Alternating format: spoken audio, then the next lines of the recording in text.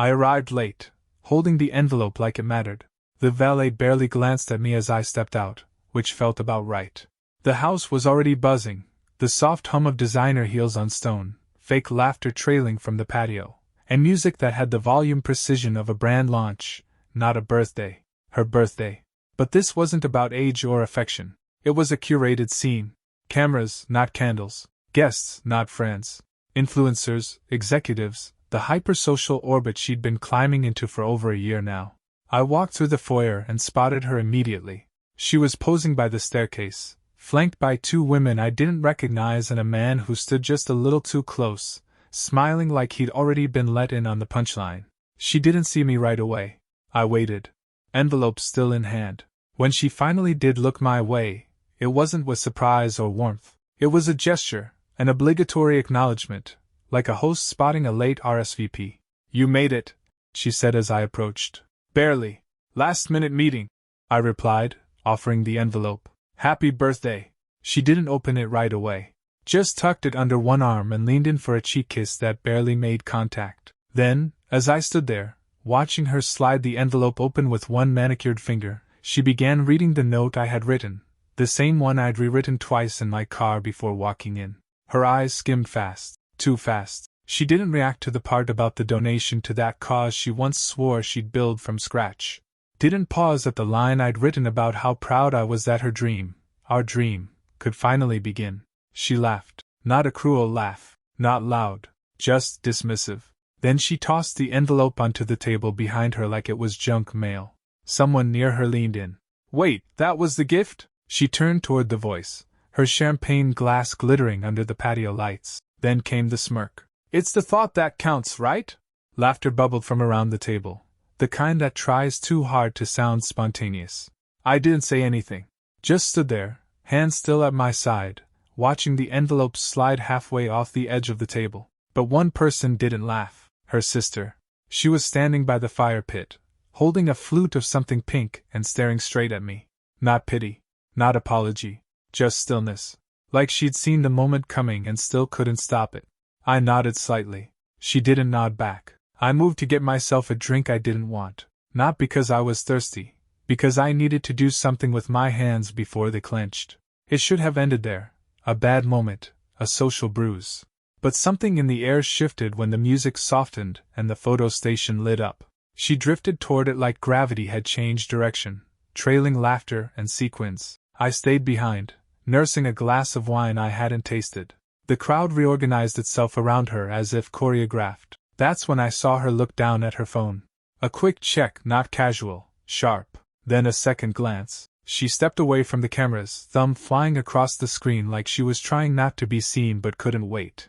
I followed her with my eyes as she walked toward the far corner of the yard, near the hedges. She lifted the phone to her ear, turned slightly away from the house, and lowered her voice. I couldn't hear anything, but I didn't need sound. Her body told the story, leaning in, smiling at nothing, her free hand fidgeting with her necklace like she used to do when we first met, before she knew how I'd respond to her nerves. A group of her friends passed me on their way to the bar, arms locked, heels clacking like applause. I stayed put, invisible in plain sight. That's when I caught it. Her best friend, Carla, was behind them, slightly slower, a half-drunk margarita in her hand and a smug glow that only gets brighter when things start to unravel. She nudged the woman next to her and said just loud enough to carry over the bass, "Is he coming tonight?" The other woman laughed into her drink. "He better. She looks like she's ready." They disappeared into the kitchen before I could place either of them clearly. But I knew one thing for certain. They weren't talking about me. I set my glass down on a side table, wiped my palm against my pants. My breath wasn't shallow, not yet, but my jaw was starting to tighten. I looked back toward the hedges, but she was gone. She'd returned already, like nothing had happened. Rejoining her circle near the pool, standing too close to one of the men I hadn't met, tailored suit, brown shoes that looked too clean for walking. He said something that made her laugh again, this time loud, open-mouthed, had thrown back the way she used to only do in private. I didn't move. Not yet. Not with that much noise still ringing in my ears. I waited until the flashbulbs faded and the last of the laughter cooled before walking toward her side of the patio. I wasn't looking to interrupt. Just sit beside my wife on her birthday, offer a hand on her back, maybe steal a quiet moment beneath the noise. Normal, familiar, human. She saw me coming but didn't shift. I hovered for a beat, then gestured toward the empty chair next to her. She didn't look at me, just flicked her hand toward the far end of the table like she was waving away smoke. "Let the girls catch up," she said, eyes still on the man beside her. "You're good down there, right?" There was no warmth in the smile she gave me, just a social mask. I stood for a second too long. Enough for it to get uncomfortable. Enough for two of her friends to glance up and offer that tight, second-hand sympathy you usually save for dropped hors d'oeuvres. I moved. Took the open seat at the edge of the patio, away from the heat lamps. From there, I could see everything and feel nothing. She'd assembled a kind of throne at that end. Her, Carla, two younger women in cocktail dresses that could have doubled as brand placements, and the two men.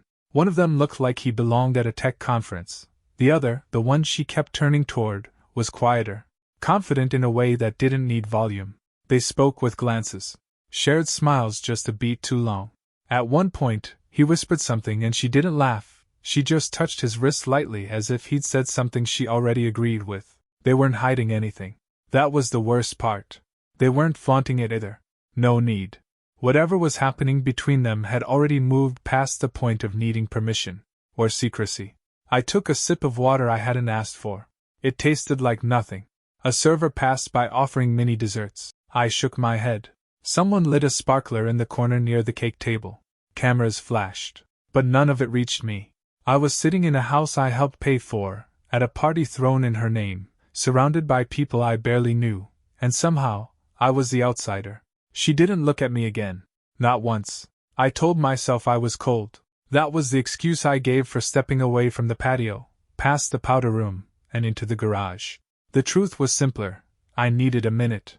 Somewhere without curated laughter or knowing glances. Just a minute to breathe where no one was measuring my presence against hers. The garage was dim, empty except for the silent hum of the second fridge and the faint echo of music spilling through the walls. I walked toward the coat rack in the corner, hoping my jacket was still where I'd left it earlier, folded over a chair, unassuming, like me tonight. But something else caught my eye before I got there.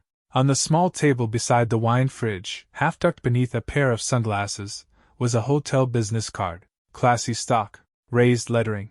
A downtown address I recognized, one of those boutique places with rooftop views and overpriced cocktails. I wouldn't have looked twice, but there was handwriting on the back. Just a few words. Enough. "See you Thursday, same time, yoga group welcome." I stared at it longer than I should have. Not because I didn't understand it, but because I did. Thursday night, she'd said, was a baby shower. One of her college friends, a close-knit group she always said I wouldn't enjoy.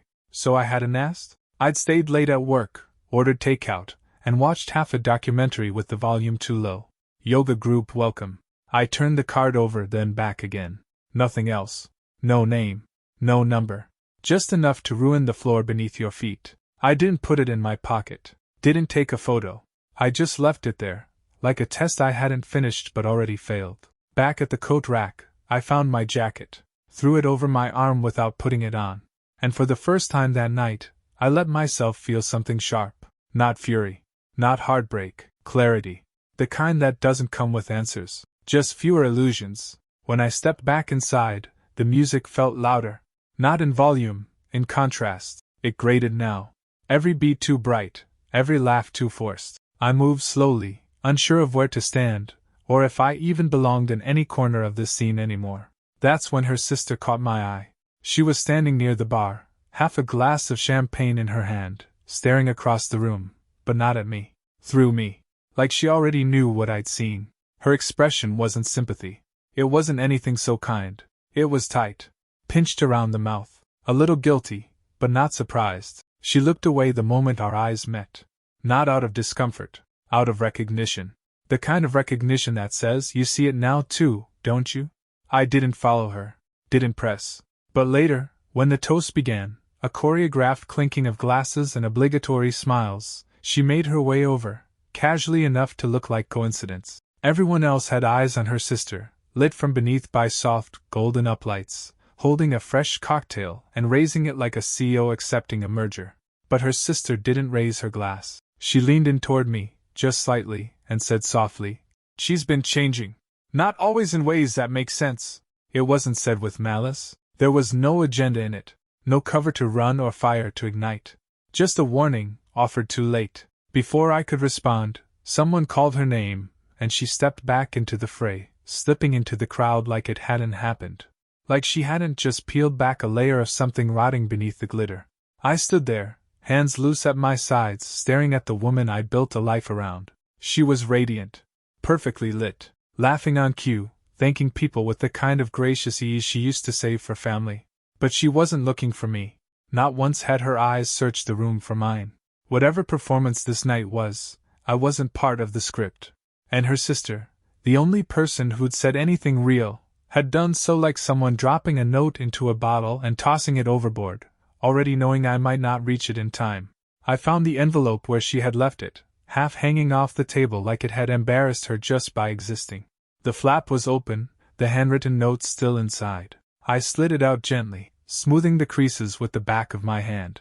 The paper was thick. I'd chosen it carefully, thinking it might matter, thinking details still counted.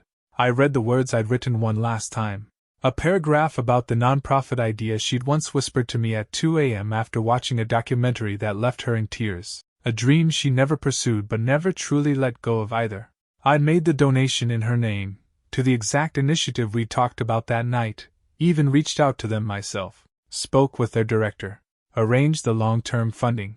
She used to cry when I remembered things like that. Not anymore. I folded the note, tucked it back inside, and walked up the stairs. Past the champagne flutes, the sequins, the endless angles being captured for someone's story. I didn't say goodbye. Didn't wait for someone to ask where I was going. At the top of the stairs, I laid the envelope gently at the foot of our bedroom door.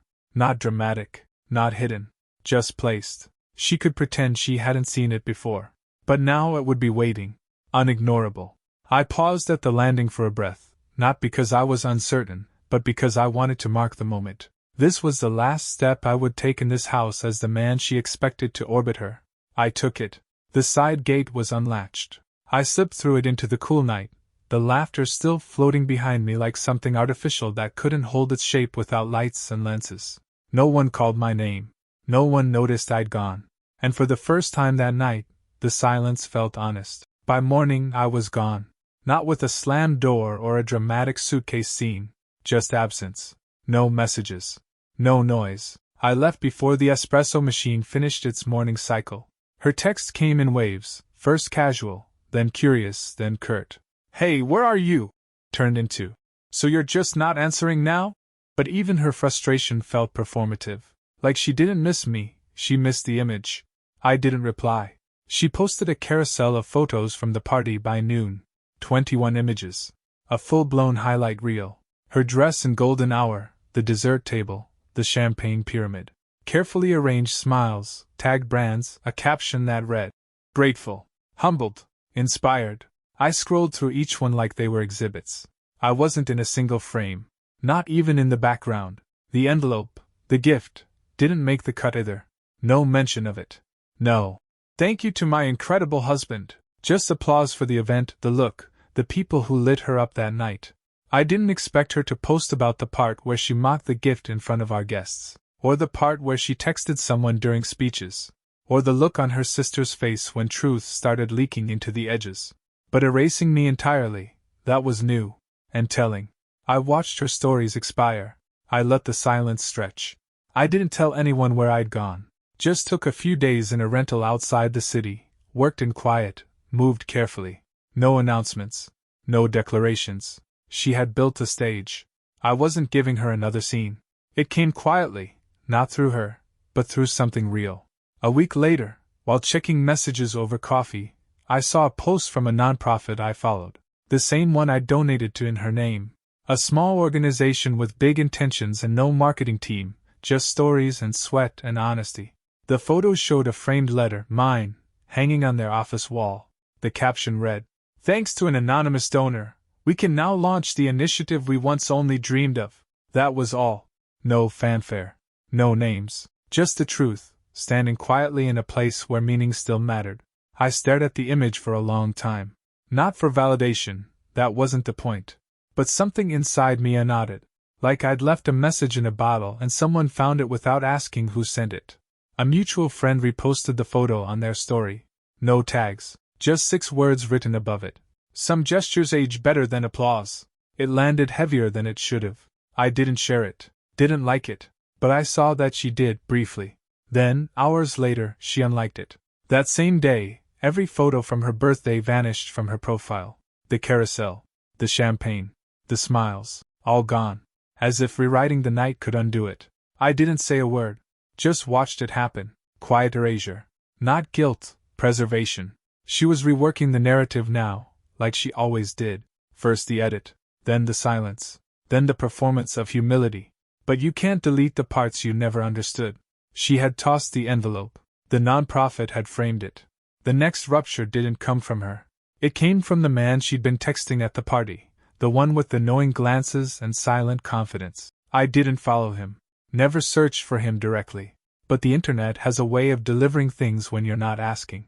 A public photo surfaced a few days after the nonprofit post. One of those industry snapshots from an event she used to call essential networking. There she was, mid-conversation, holding a branded gift bag. But she wasn't smiling. And more tellingly, she wasn't standing beside him. The caption didn't name names. But the comments did. And buried near the bottom, under layers of polite emojis and networking platitudes, was his line. Can't believe how fast people show their true colors. It wasn't loud. But it didn't have to be. She saw it.